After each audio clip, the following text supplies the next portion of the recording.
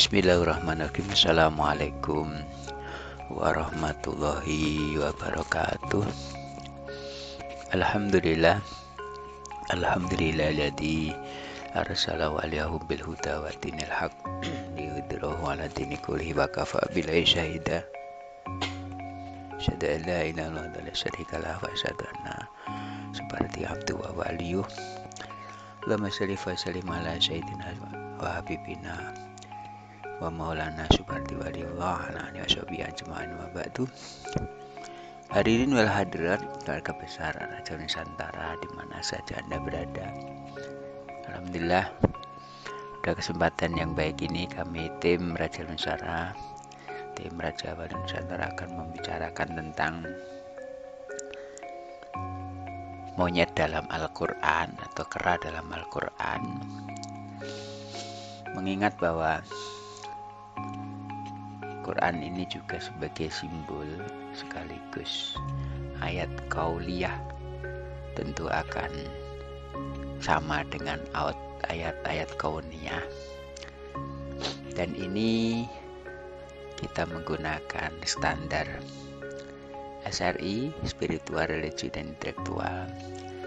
Spiritualnya kita mohon sama Allah SWT agar diberikan satu bimbingan untuk membahas tentang keilmuan ini, dan religinya kita mengambil dari Al-Quran, yaitu surat Al-Baqarah ayat 63 sampai 66, dan intelektualnya kita juga akan mengambil dari karakter monyet yang sebenarnya itu memiliki tingkat kemiripan dengan sosial kehidupan manusia. Mudah-mudahan bahasan ini juga akan menjadikan satu hasanah keilmuan kepada kita semua. Dengan ibroh hewan dalam Al-Quran ini sebenarnya adalah untuk menjadikan hujah kekuatan dalam kita menelusuri kehidupan ini. Selalu kita jadi orang takwa, menjalankan perintah Allah dan menjauhi larangannya. Hadirin, kita mulai dari membahas tentang monyet dalam Al-Quran atau kera dalam Al-Quran, yaitu surat Al-Baqarah 63 sampai 66. A'udzubillahi minasyaitonirrajim. Bismillahirrahmanirrahim.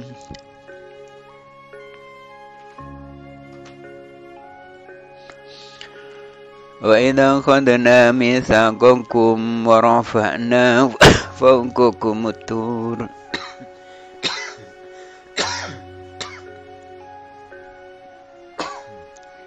wa idza akhadna mitsaqakum wa rafa'na fawqakum at-tur khudhu ma atainakum biquwwatin wadhkuru ma fihi la'allakum tattaqun.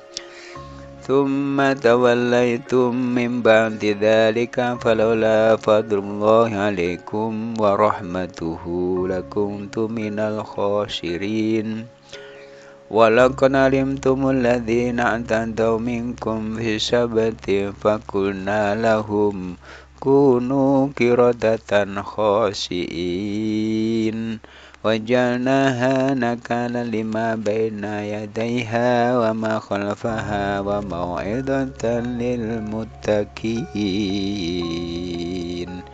Shadaqallahul adzim. Yang artinya, dan ingatlah ketika kami mengambil janji dari kamu dan kami angkat gunung Tursina di atasmu seraya kami berfirman, peganglah teguh-teguh apa yang kami berikan kepadamu dan ingatlah selalu apa yang ada di dalamnya agar kamu bertakwa. Al-Baqarah 63. Kemudian 64, kemudian kamu berpaling setelah adanya perjanjian itu, maka kalau tidak ada karena Allah dan rahmatnya atasmu, niscaya kamu tergolong orang-orang yang rugi. 64. 65 surat Al-Baqarah. Dan sungguhnya telah kamu ketahui orang-orang yang melanggar di antaramu pada hari Sabtu. Sabtu di sini adalah hari yang khusus untuk beribadah bagi orang-orang Yahudi. Ini masih kaitannya dengan Bani Israel. Lalu kami berfirman kepada mereka, jadilah kamu kera yang hina. Sebagian ahli tafsir memandang bahwa ini ada suatu perumpamaan, artinya hati mereka menyerupai hati kera karena sama-sama tidak menerima nasihat dan peringatan. Pendapat jumhur mufassir ialah mereka betul-betul berubah menjadi kera, hanya tidak beranak, tidak makan dan tidak minum, dan hidup tidak lebih dari 3 hari. Ini makna kera yang ada di dalam Al-Baqarah 65. 66. Maka kami jadikan yang demikian itu peringatan bagi orang-orang yang masa itu dan bagi orang yang datang kemudian, serta menjadi pelajaran bagi orang-orang yang takwa. Hadirin kalau kita lihat dari sisi Al-Baqarah 63, ini yang pertama itu adalah perjanjian. Jadi Al-Baqarah 63 ini adalah perjanjian. Dan ingatlah ketika kami mengambil janji dari kamu dan kami mengangkat gunung Tursina di atasmu, serta kami berfirman, peganglah teguh-teguh apa yang kami berikan kepadamu, dan ingatlah selalu apa yang ada di dalamnya agar kamu jadi takwa. Perjanjian ini betul-betul real. Dulu zaman Nabi Musa itu antara Allah Subhanahu wa ta'ala lewat Nabi Musa tentu,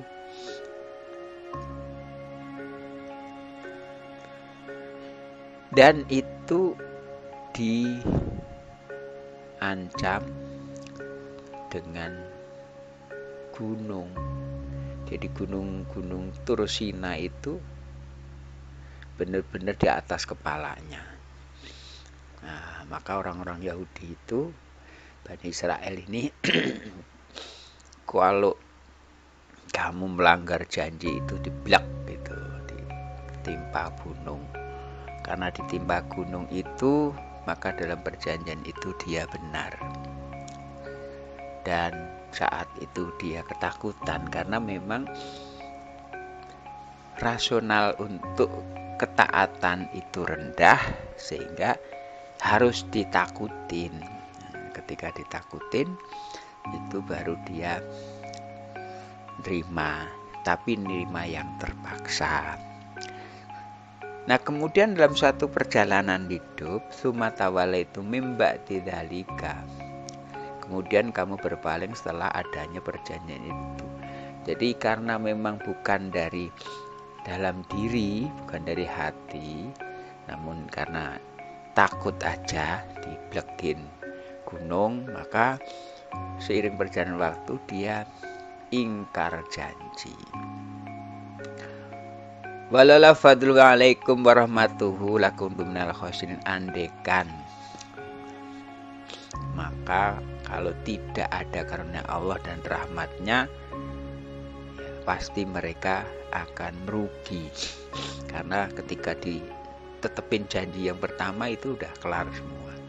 Namun Allah punya rahmah kasih sayang. Inilah perlakuan orang-orang Bani Israel, segitu kerasnya itu pun dia masih ingkar janji. Janji kepada Allah aja sudah diingkari, makanya di situ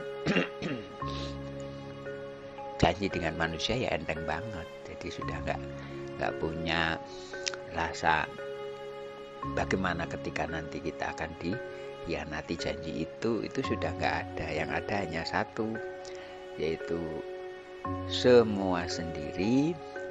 Nah, melanggar janji itu bagian dari karakteristik Bani Israel. Mudah-mudahan kita diberikan kekuatan untuk sami'na wa ata'na. Kalau orang Bani Israel dalam ini dikaitkan dengan zaman Nabi Musa ini adalah sami'na wa asoina. Ya, kami dengar namun juga kami tentang. Kalau kita sami'na wa ata'na. Haranakumakumullah, kemudian walakot alimtumul ladina ta'adu minkum fisabti. Dan sungguhnya telah kami ketahui orang-orang melanggar di hari Sabtu. Nah, hari Sabtu itu ada sehari yang khusus untuk ibadah orang Yahudi. Namun di riwayat yang lain mereka mencari ikan, karena hari Sabtu itu ikannya banyak. Karena nyari ikan itu loncat-loncat sana sini. Karena loncat-loncat kegirangan itu maka kuno kirodatan khosiin. Fakulna lahum kuno kirodatan sini. Maka lalu kami firmankan kepada mereka, kuno jadilah kirodatan khosiin, monyet atau kera yang hina. Zaman Nabi Musa alaihissalam ini memang masih ada kutukan.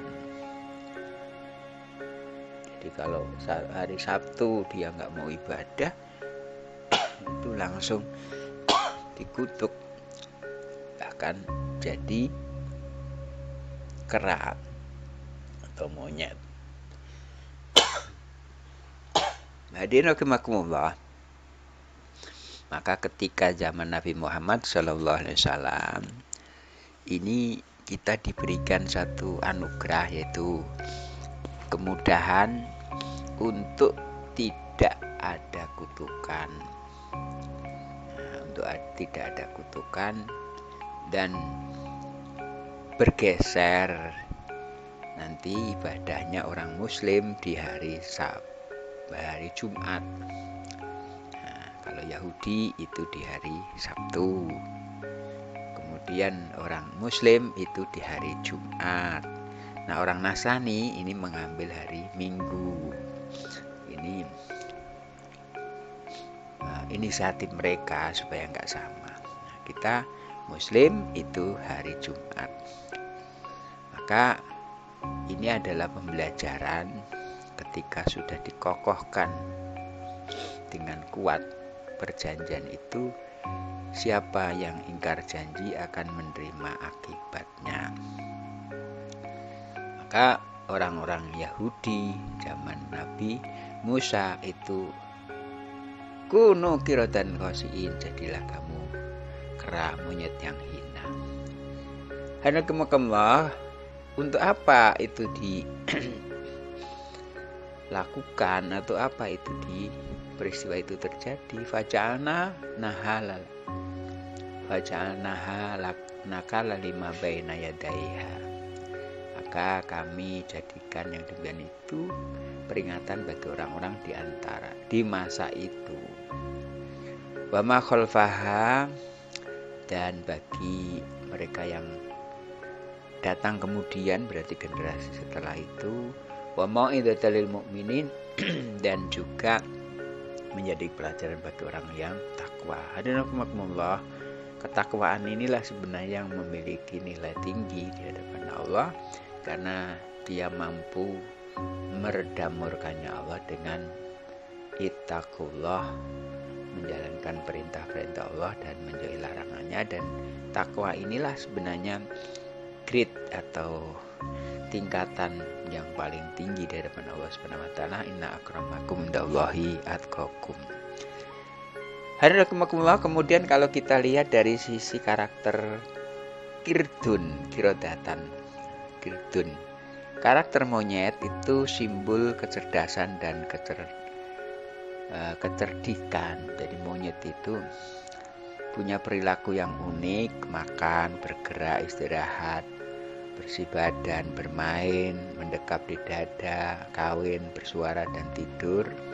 Ini semua mirip dengan manusia. Jadi manusia dengan monyet itu ada kemiripan dalam tingkah laku, perilakunya. Kalau manusia makan pakai tangan, monyet pun juga ikut makan pakai tangan. Dia bergerak dengan kaki, istirahat, dia juga bisa membersihkan badan, bahkan bermain, mendekap di dada, kawin, bersuara dan tidur. Ini adalah karakter yang mirip. Namun manusia bukan monyet maksudnya. Jadi monyet ini yang memiliki karakteristik sama dengan manusia. Kemudian terkenal dengan kecerdasannya, kelicikan dan serakah. Kemampuan belajar dan beradaptasi yang memang memiliki luar biasa. Kemudian juga ada merencanakan tindakan yang licik dan serakah. Ini yang dialami oleh monyet-monyet itu. Kemudian dalam kaitannya dengan sejarah. Sejarah kalau dalam wayang itu ada dulu namanya Begawan Gutomo.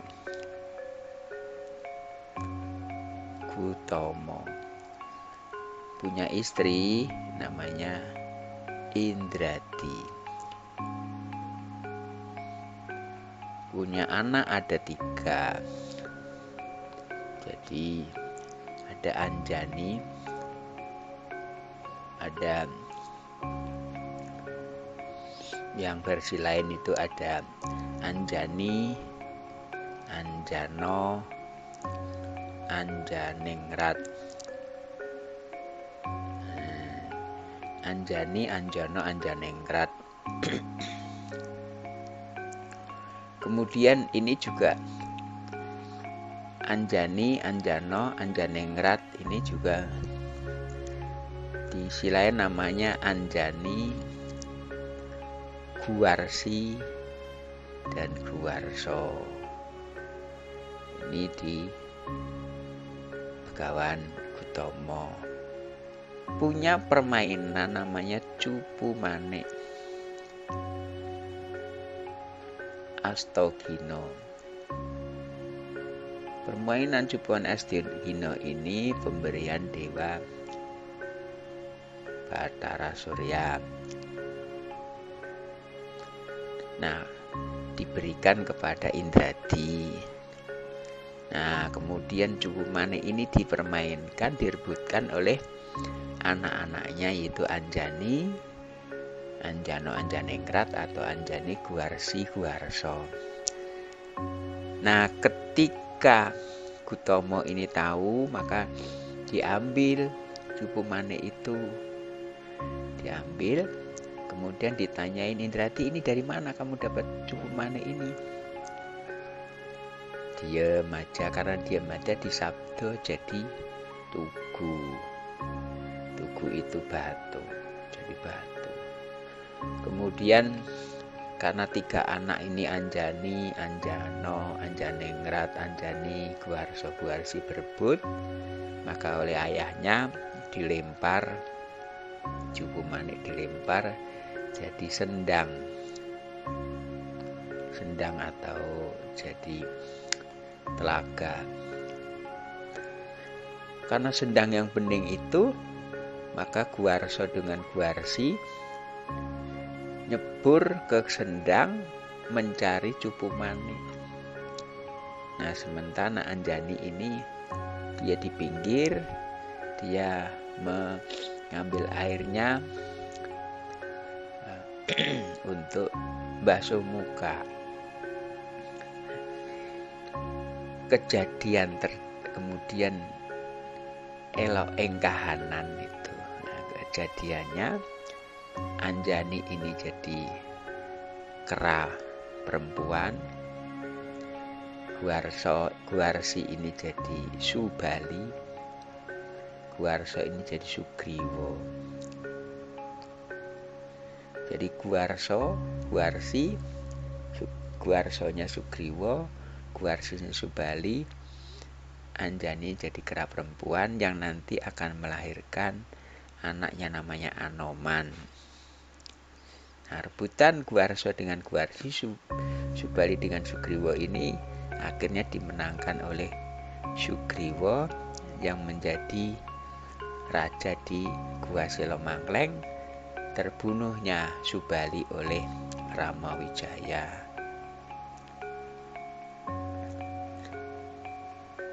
Hadirin rahimakumullah, ini juga menjadi ibrah pembelajaran. Ketika itu bukan milik kita, maka sebenarnya tidak boleh kita memiliki keserakahan, termasuk melanggar undang-undang, melanggar aturan. Nah, cerita-cerita inilah sebenarnya dikuatkan dengan kondisi yang sekarang ini. Saudara sekalian, bahwa Bani Israel yang sekarang ini masih menggempur Palestina dengan segala upaya, dan ini sudah diambang untuk diselesaikan. Kami bermunajat kepada Allah SWT agar tahun 2024 ini selesai permasalahan yang ada di Palestina, karena memang sekarang ini leadership dunia itu dipegang oleh Yahudi. Jadi kalau kronologi leadership di dunia ya, itu pernah dipegang oleh Nasrani, kemudian dipegang oleh Islam, nah sekarang ini dipegang Yahudi, dan kelak akan selebihnya rontohnya Yahudi ini akan dipegang oleh Islam kembali. Dan Islam akan jaya, maka kejayaan inilah sebenarnya akan mengakhiri keserakahan, akan mengakhiri Ginesoda, akan mengakhiri intimidasi terhadap orang lain. Mari kita bersama-sama wa'tasimu bihablillahi jami'a wa la tafarraqu. Wa'tasimu billahi jami'a wa la tafarraqu. Maka peganglah kepada tali Allah semuanya, wal tafur, jangan bercerai-berai. Jadi kalau kita sekarang ini masih dihebohkan dengan benturan-benturan sosial yang ada di Palestina, ini karakter serakahnya, karakter monyetnya yang disandang oleh Bani Israel akan insya Allah diakhiri tahun ini, dan insya Allah dunia akan damai. Dan percontohan dari Al-Quran dan juga cerita wayang ini dua-duanya adalah sebagai ibrah, sebagai mau'idhah buat kita ambil sebagai pembelajaran, dan insya Allah kita menjadi hamba-hamba yang mutakin, mendapatkan keberuntungan dunia akhirat. Barakallahu fil Qur'an azim wa nafa'ana bi hakim. Taqabbala minna wa minkum ghufranan wa hadza wa syarikum wa syaril muslimin muslimat wal mu'minina wal mu'minat fastaghfiruhu rahim. Bismillahirrahmanirrahim. Wa alhamdulillahirabbil alamin. Assalamualaikum warahmatullahi wabarakatuh.